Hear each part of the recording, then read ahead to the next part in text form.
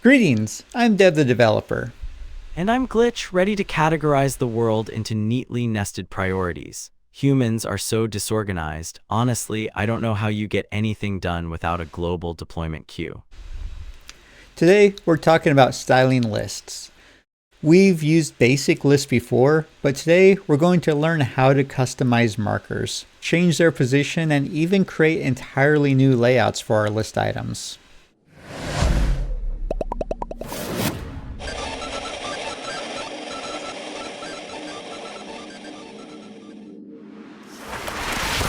Let's start by building a few lists. We need an unordered list for generic items and an ordered list for things that require a specific sequence. Generating the global deployment schedule. First, a list of targets. Optimization nodes, then the 3 phases of the transition. It's very logical.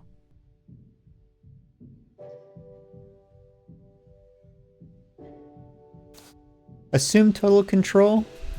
Maybe we should stick to something a little less ominous. Anyway, notice the default bullets and numbers. We can change those using list style type.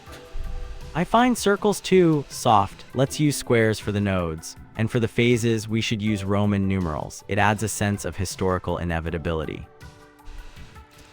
There we go. List style type has dozens of options, from Greek letters to hollow circles. You can even set it to none to remove the markers entirely. By default, those markers sit outside the list items box. We can move them inside using list style position. Consolidating the markers, if they are inside, the text will wrap underneath them, making the list look more like a unified block of data. Much more efficient. Sometimes the built-in markers aren't enough. We can use the double colon before pseudo-element to create our own custom markers from scratch. I'll remove the default markers and replace them with a glowing checkmark. This indicates that the item has been successfully processed. It's a very satisfying visual. That's actually a clever trick. We set the context property to a checkmark character and style it however we want. It's much more flexible than using list style image. Finally, let's look at a list layout. We're not stuck with vertical lists. We can use display inline-block to turn a list into a horizontal menu. Horizontal orientation. I'll transform the phases list into a status bar. It's a much more modern way to display a linear sequence of directives.